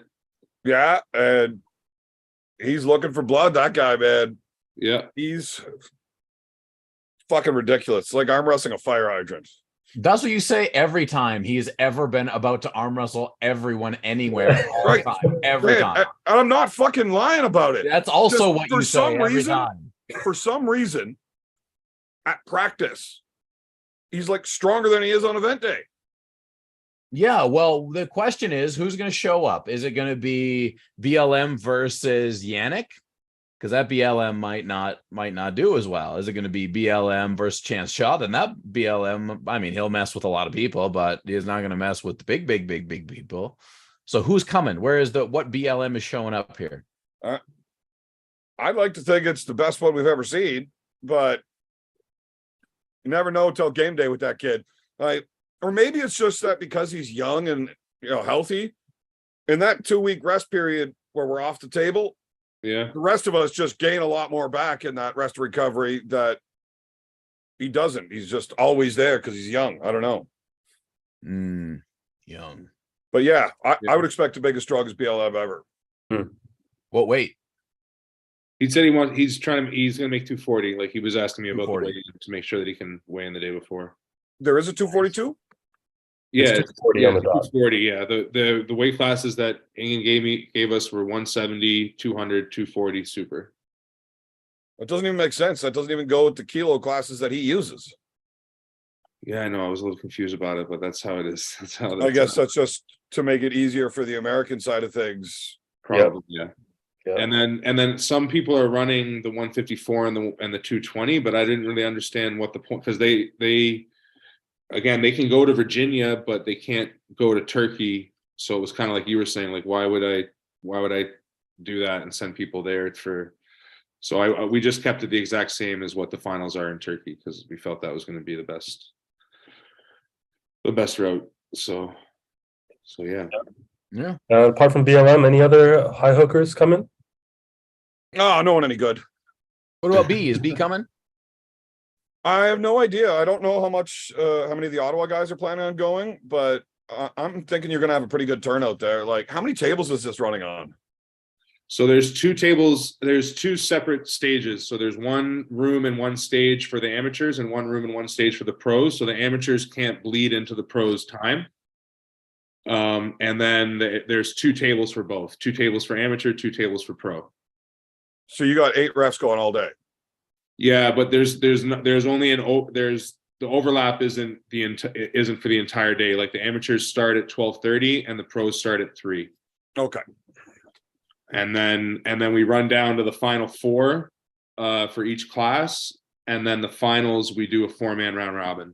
Yeah, and that's just for the pro. Just for the pro. For Yeah, the which is amateur, 4-man round robin. Yeah. Okay. Double elimination? What's that? It's double elimination for the elimination part of the tournament until we get to the final 4. So so the final 4, everything is squashed. Yeah. And then it's just clean slate round robin. And there's a break, like there's the break between the elimination tournament and the finals. So everybody should be under the same amount of rest, and then we'll still run 2 tables for the finals, obviously. So And then what? So if you got 2 guys that both went 2-1, it's their heads up to yeah, Sturmans, or do you do another round? no, we'll just do if there's a tie between 2 people, we'll do a heads up, and the only way it would be other than that is if there was like a 3-way tie, which is possible, but obviously not that likely. But if there's tie situations, then yeah, we just run it down until there's no tie left. So We had a 3-way, or we had a tie like that at the Yannick's, 3-way tie at the the one at Yannick's, right? yeah. Yeah, I remember, but that was an 8-man, and that was weird. Everybody, I don't know how 6-1 ended up happening 3 times, but it can happen. It's a round robin issue, but if it does, like, so if it's a 4-man and then it would just turn into a 3-man, and we would run it, and then we would run a 3. You know what I mean? Like, yeah. So obviously those are situations that can happen, but I think it makes it a lot more exciting having the finals be in that round robin style, because then you get to see everybody pull everybody. Right, and ties just need more matches for people to watch and more exciting. We're doing that same raffle ticket idea that you guys did from Pembroke. That was awesome. So for the elimination part of the tournament, every win in the pro tournament gets you a raffle ticket, and then we have a number of prizes. We got Ezreal tables to donate 2 tables and a pulley system. So 1 table and a pulley is 1 prize. 1 table on its own is another prize. And then Steam Whistle and Proper 12 Irish Whiskey donated a bunch of beer and whiskey. So you'll get, like, I think we said it's a bottle of whiskey and 24 beers and some mugs and a hoodie and all that shit as like a prize pack. So there's 3 of those as well. So we're gonna wrap like the refs just get one of those, or what? the refs. Comes in the referee package, right? The refs get a good deal. The refs will get enough Steam Whistle for the night. But yeah, so then we'll just raffle off those prizes like you guys did the cash at Pembroke. I thought that was really cool, because then if, like, yeah, it's the East versus West qualifiers. You don't have to be like, fuck, what's the chances I'm going to make it to East versus West? At least there's a reason to pull. Yeah. 1 ticket could win you a table and a pulley. It's pretty cool. Yeah, All you got to do is win 1 match, and Yep. there's a chance that you can get stuff. That's cool. Yeah, I think that's a way better way. Especially, it's so hard to get enough prizes for every class at an arm wrestling tournament. I think that makes way more sense. Every class gets their medal or their trophy or whatever you do for that, and then prizes. The rally or the raffle ticket is a great idea, because that way you can get better prizes and be able to apply them to the whole tournament. I think it makes a lot of sense. It just sucked that when we did it, the $1,000 went to the 2 guys that right the highest paid fucking jobs already. The 2 guys that don't need the fucking money get it. Fucking Devin, and I know I was already thinking of that, but Steve Morneau, yeah, and Steve Morneau, yeah, exactly, yeah. So with this, it's table and that, and that's what we're doing. that's awesome. Yeah, and there's still time. We actually had somebody that reached out to us on the video, like we put that promo video out on Devin's channel, and I was like checking all the comments as Table Monkeys to, like, thank and whatever and just follow up. And somebody was asking if they could sponsor. So I said, yeah, contact us. And he's like, yeah, I live in England and I just love the sport and I just want to sponsor somehow, but I don't, like, my company has nothing to do with arm wrestling. It won't be helpful, but yada, yada, yada. So like something like that, if he want, maybe we'll do another prize or something. Very But cool. the more we can add to it, the more we can make it awesome for everybody to be there, the more we will. So Just bigger and better. yeah, Love man. Yeah. It's a beautiful thing. Anything else in the chats happening? Somebody asked, when is the event again? It's April 8th, El Mocambo Tavern in Toronto, Ontario. That's Saturday. It'll also be live streamed on our YouTube channel. We announced that earlier in the stream. So we're gonna be live streaming the pro events for the double elimination portion on our YouTube channel, and then we're gonna have a pay-per-view live stream for the round robin finals. Finals, yeah. Evan, did you Evan. figure out where we're staying yet? I have not. This is my first time talking to the guys yet. Is there a host hotel? No, there were so many. Now, at like hindsight 2020, maybe I should have figured one out. But when I looked it up, there were like so many hotels and Airbnbs like in that right around there and everything. I was like, I feel like it's going to be kind of pointless. And they were all seemed like around $100, 100 and like not too crazy. So I felt like it was going to be kind of pointless to try to find one. But now hindsight after everybody's asking and everything, maybe next time I will do a host hotel, but no, this time I didn't. Still got about a month. Well, just under. Yeah, maybe I feel bad for the people that have already asked and then I didn't, like, that's part of why, but I don't know. Alex and I'll talk about it. Maybe we will add one, but as of right now, no, there isn't. But there is lots of options around there. It shouldn't be too hard to find anything. But I just like staying like if you can get all of the guys in the same hotel kind of thing. It's Party. It is awesome. Yeah, I know, totally. Again, hindsight being 2020, I should have done that. But Matt is here. Dope. Matt. Evan, I wanted to ask you, who do you think are the up and comers in Canada and Ontario, guys that we'll be seeing on the East vs. West stage in a year or a few years? I literally just woke up. This is a very tough question at the moment. well, John said John Terrian. John Terrian's not an up and comer. That dude's there already. Like On a national level, he is an up and comer. International. On an international level, he's an up and comer. Sorry, he's new to that scene, but yeah, he's a bad dude. Yeah. And then Mason Drosy, Alex Kashadze. Yeah, both those dudes will get there too, for sure. Yeah. They're fucking studs. What's going on, Matt? How's it going? The fuck's going on, guys? A little late to the party. Knuckleheads. Thank you for joining us. Yeah. I'm busy doing some running around, so figure I'd catch the last 15 minutes anyways, right? So yeah, we'll be on for a little bit for sure.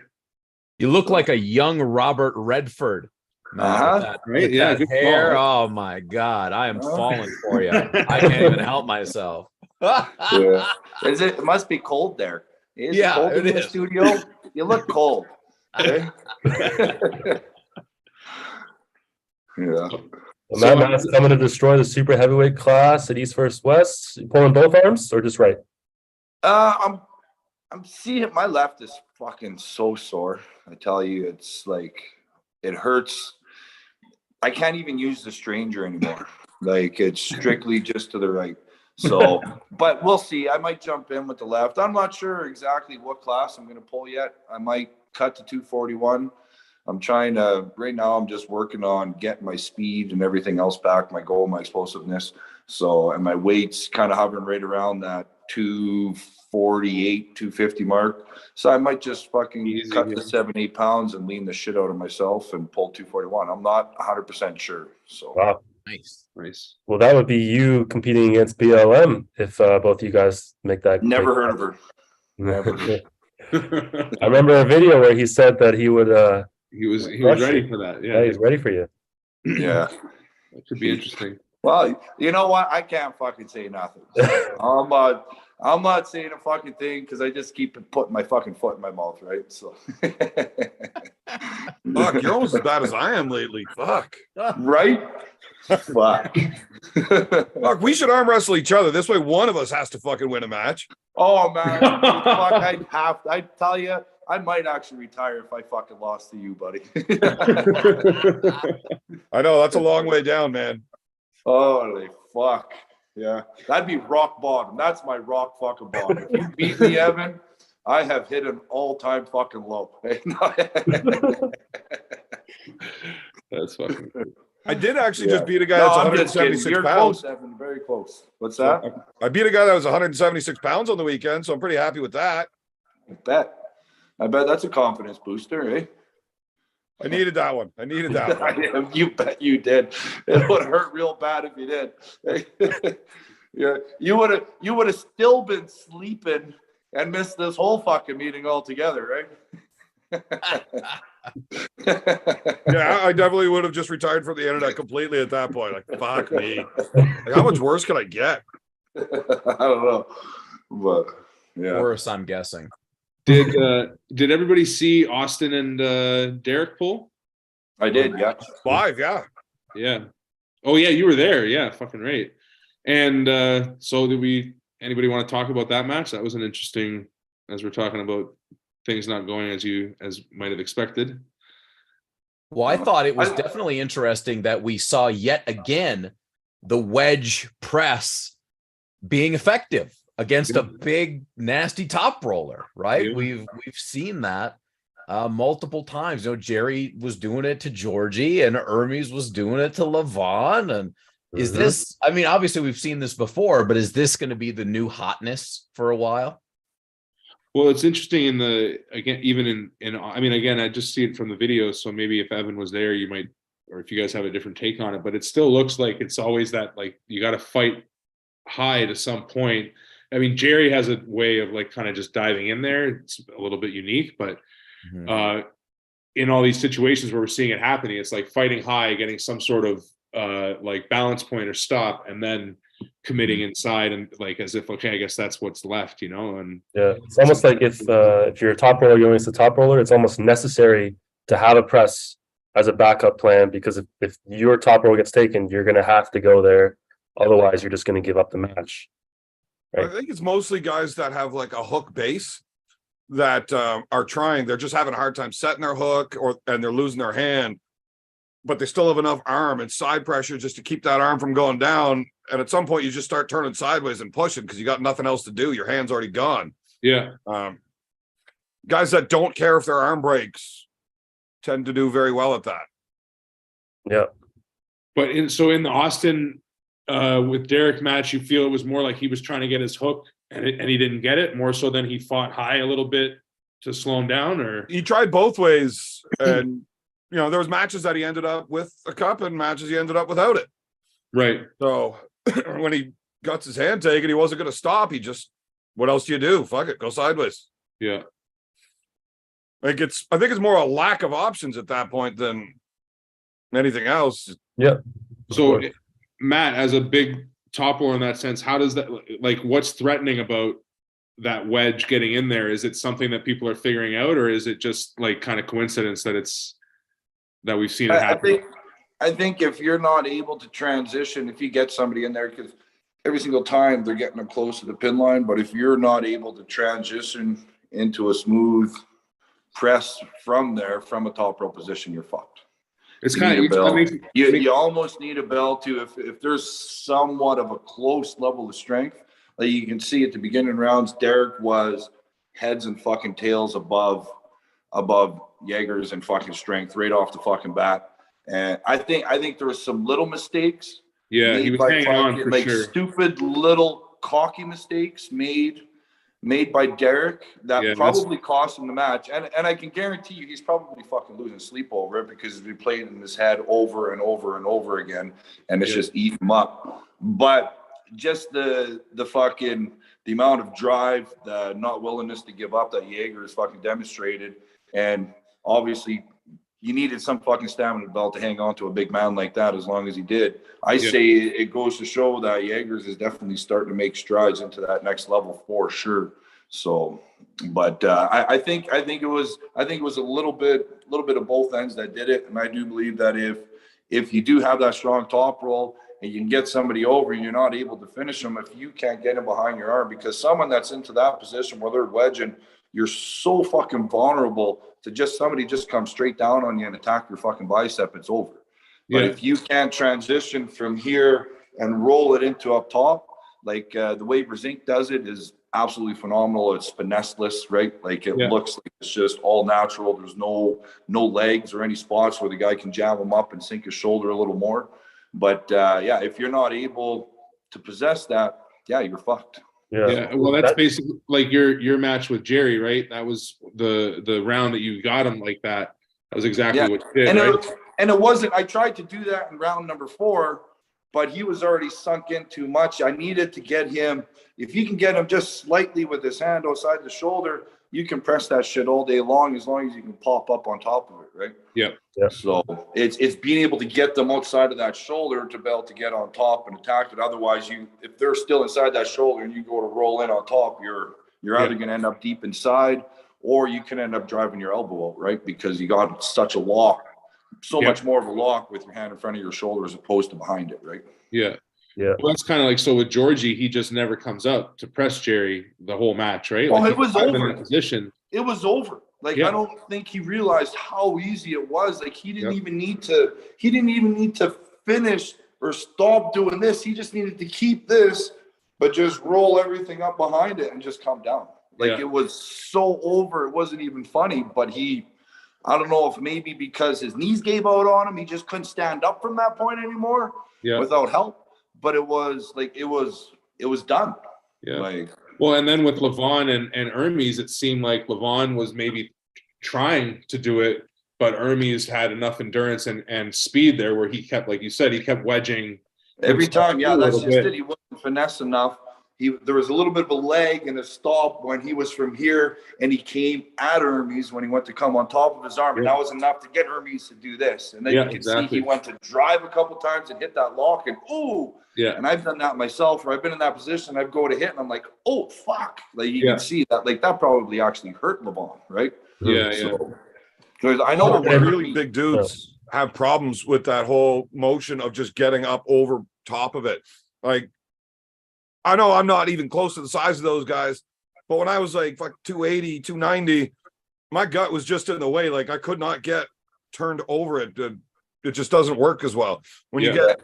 And it's harder when you're kind of in a little bit more of an open top roll. If you're in a top roll and you're in this position where your elbow's still tight to your body, you're still able to kind of get on top of it. If you're in a top roll position and you're here, now to get in behind your arm, you got to suck that fucking elbow back in, right? And when they're trying to suck that elbow back in to do it, that's where they're getting caught.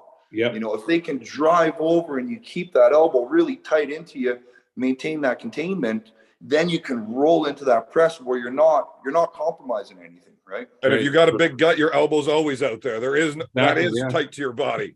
That's probably exactly why Georgie. That's probably exactly why Georgie doesn't feel like that's there. Because again, as Evan said, and Georgie's doing it. Georgie's dropping his ass end when he's doing it, right? His legs, his knees are buckling when he's doing. He's not bending at his torso and keeping his ass up in behind his elbow by the elbow pad. He's running out of options, right? The more, like I always try to tell my guys right at the beginning, stay tight, stay tight. Yeah, you feel so much stronger when you're out, but if you can stay tight, you've got so many fucking options. Because if you get over here and you can't finish somebody, you're still able to get into a press. You can roll into a hook. You can do everything. As soon as you start opening shit up, your abilities to be able to get more advantages. Right here, you got 100% options, 90%, 80, 70, 60, 50, 40. As soon as you're out here, you ain't got no fucking options. You're at zero, right? The only option you can have is continue to fucking lay down unless your opponent gets so tired and makes the biggest, dumbest, stupid mistake, and you can transition into it from there, right? So, was that like insulting for you being a Kings mover, Jason? What's that? That might have been a dig at a Kings move, but I can take it. Well, it's not a ding at the Kings move. It's a fact, right? That's where that is exactly what the Kings move is.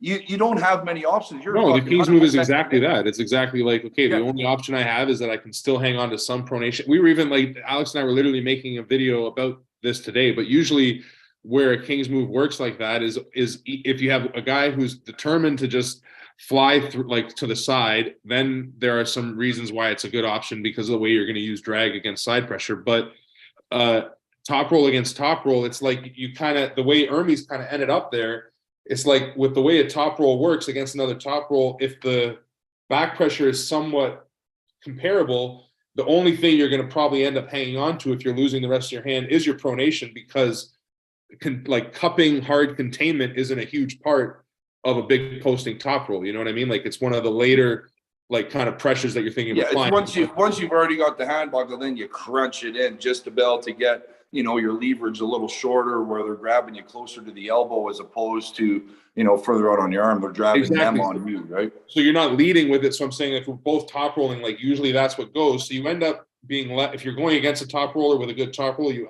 end up usually getting left with your pronation.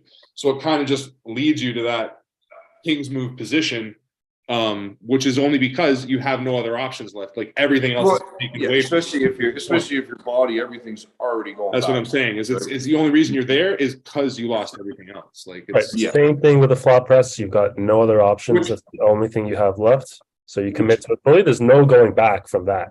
Yeah. No, there's not much. Yeah. Just to compare what Evan was saying about the belly and all that is like when I started arm wrestling, I had a fucking watermelon sized hernia. So I couldn't, like, getting up on the table and like pushing into the table like this, there was no way I could do that. That felt horrible. So dropping and getting the table to my chest felt awesome. I felt great right there.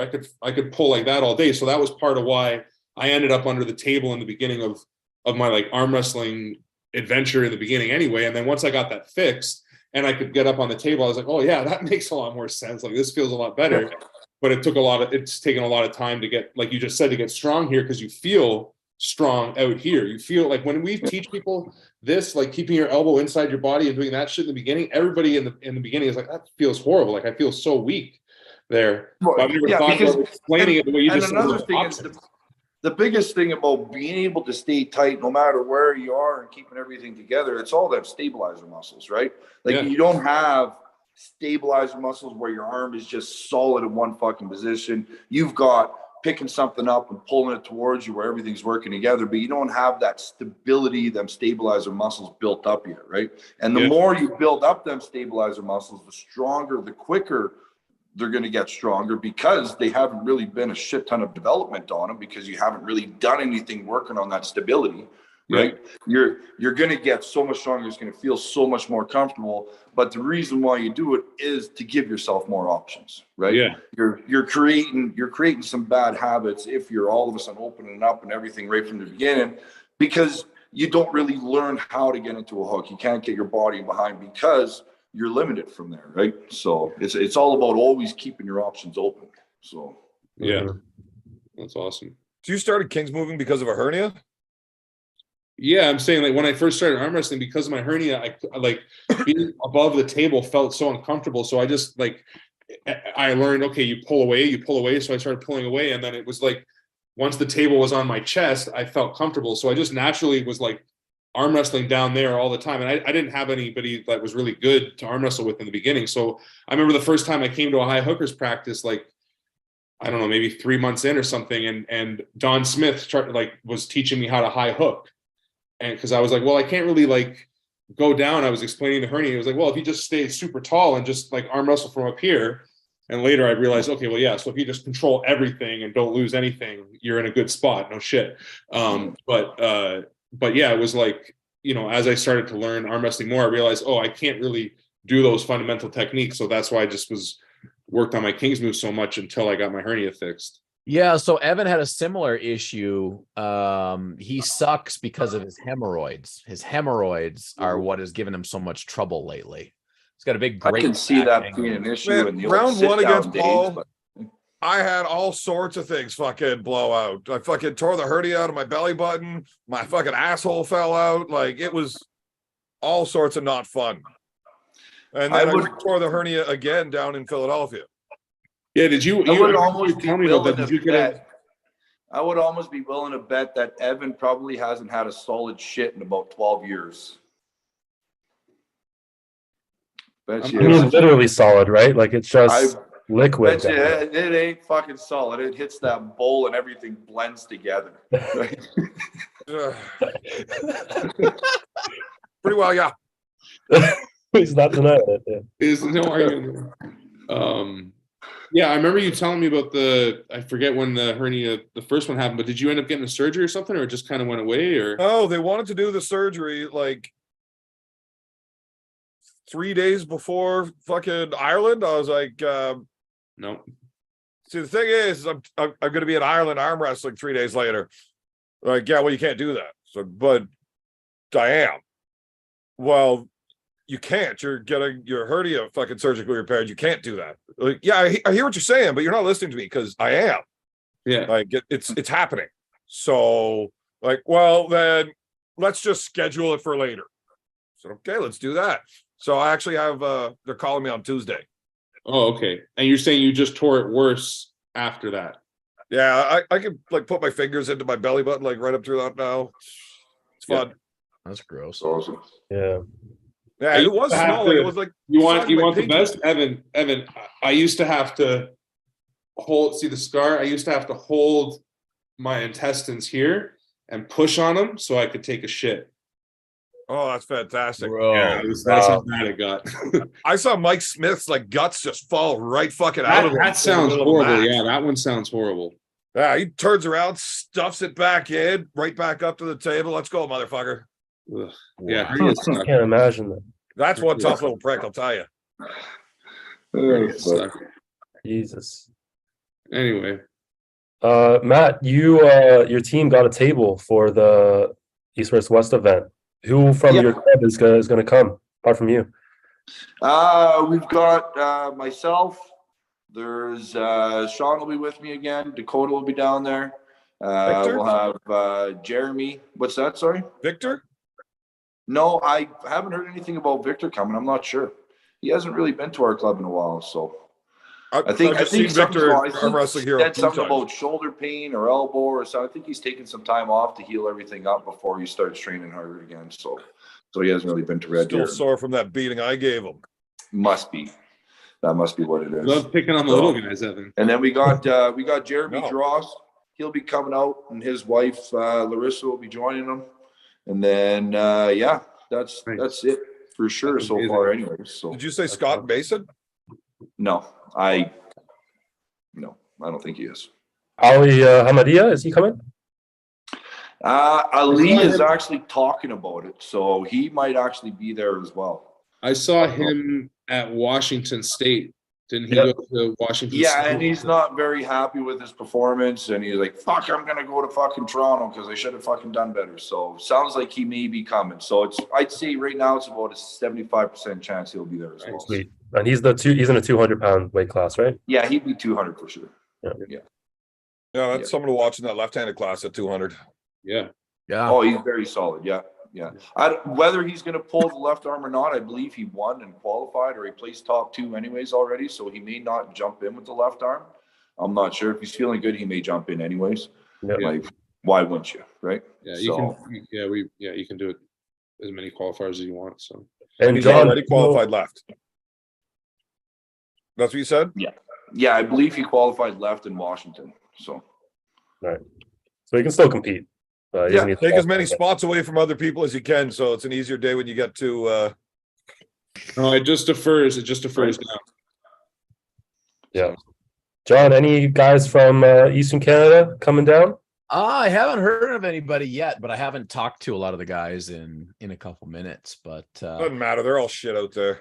well, I mean, not all of them. We actually got a new super heavyweight kid who is very, very interesting. Getting trained by Mark McPhail. Kid. His name is 19 years old. His name is Patty McKinnon. He's 375 pounds, like 6'4". Fuck. Like, I'm not a good arm wrestler, but he murdered me, dude. Left-handed, he murdered me. It was Wow. not close. Like, That's he's still- gonna. regardless. There's nobody over here that's gonna be beating him. So I would like to see him go and travel around. I don't know if he's coming to Toronto though. No, yeah, if he's that young, but Yeah. still, that's what's crazy, man. As the sport grows, we're gonna get some genetic freaks, Yeah. monsters. Huge coming out kid. of the woodworks. That's awesome. Well, all right, guys. I got to run. I'm actually a half hour late for practice already because I slept in.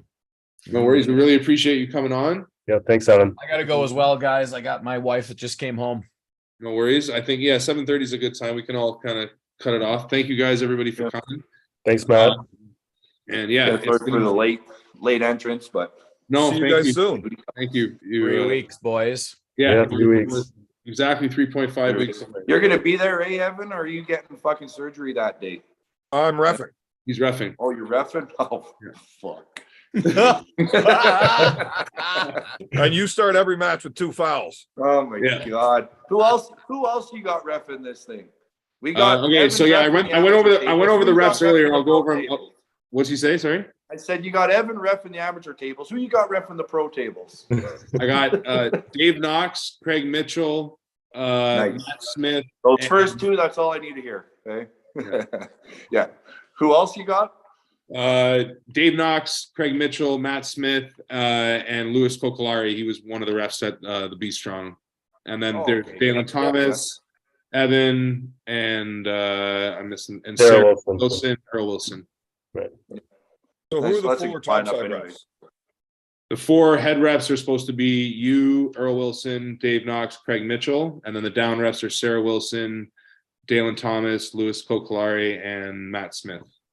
And then I'm still trying to get at least one other, like, as a sub, and then both Alex, myself, and Umesh are all certified. So if for some reason somebody needs to jump in, we'll try to figure it out. But I'm trying to get more reps just to make sure that we have enough things covered. But like we said, the amateur and pro overlap is only going to be for a couple hours, so at most. I think Matt would probably prefer to be on my table.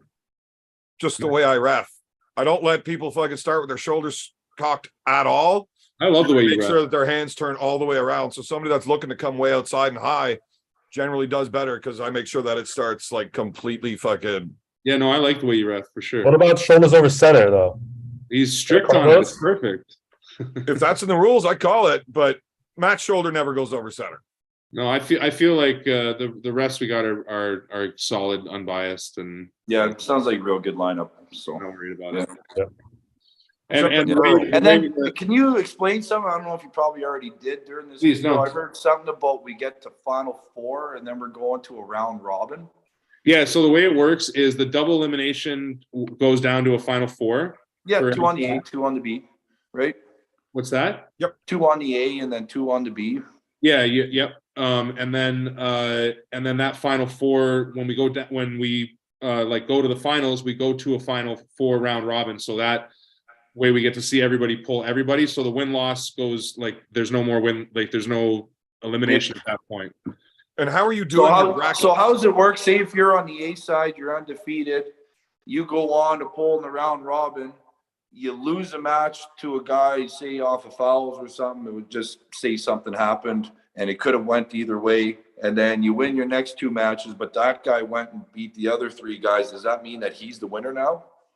Yeah, the round robin would end up the winner. The first 2 qualify, so the top 2 qualify, right? So Okay, so when we hit the round robin, we're only pulling each guy once. That's it. each guy once, unless there's a tie, then we'll have a 1 match, like, you know what I mean? Like if 2 guys go 2-1 or whatever, you can't both guys. If somebody goes 3-0, then they're gonna win. You can't have 2 guys going 3-0. So it'll just be if there's 2-1 ties, then we would have a tiebreaker. But we figured it just makes the finals more exciting and also allows us like When you go to make the brackets out, is it completely random or are you going to be doing any seeding? I'm debating on that depending on how like what the turnout is. If like it's hard to know in advance. If I can seed it a little bit, I will. But I would just suggest that you look at the brackets, and if there's 2 guys that you think are the clear favorites, just put them on opposite sides so they don't touch each other until that round robin. Especially if you're doing the round robin in a pay-per-view portion. Exactly. That's where they're going to want to watch is like, hey, those 2 guys haven't touched each other, but if you've got the 2 guys that everybody wants to see pull and they've already pulled once, it's the draw is not there as much to buy the pay-per-view kind of thing. Yeah, no, you're not wrong about that. That's why I'm saying I'm gonna wait to see what the entries are exactly. But yeah, the goal is to make it as fair, exciting, and also just find the best guy in the room, or puller in the room. That's what we're trying to do as much as possible. So yeah. Yep. All right, boys. Yep. Matt, put on some weight. Stay away from Mova Hill. You don't want it. He's gonna cut just for that now. Yeah. More motivation now, yeah. Why do you think I said it? Matt might not want him, but I know Mova Hill's looking for you. I don't really give a fuck. Everybody's looking for me. I'm an easy target right now. Why would you care? I Like, really fucking don't second care. gets to go too. I really don't fucking care who I pull, man. So it's all about figuring it out for me right now. So Yeah. No, back to the basics. I'm excited. We're all super excited that you're going to be there. It's going to be an awesome day. Yeah, it's gonna be a great time. Yeah, thank you guys again so much for joining on. Thank you everybody in the chats. We will see you guys all later. It has been a pleasure. Yeah, Keep and going. send me a Mocambo. link to where I purchased tickets for people to come watch. I got an aunt and uncle that live in Toronto that are going to come watch, so I want to purchase some tickets for them. Yeah, for sure. Yeah. Same place where you got the tickets, but I'll send you a link again for sure. Okay, awesome. Thanks, All buddy. right, no worries. Thank you guys. Okay. All right, thanks, guys. See you Yeah. in 3 weeks, motherfuckers. Okay, Yeah. see everybody in 3 weeks. Yeah, bye. Ciao, guys.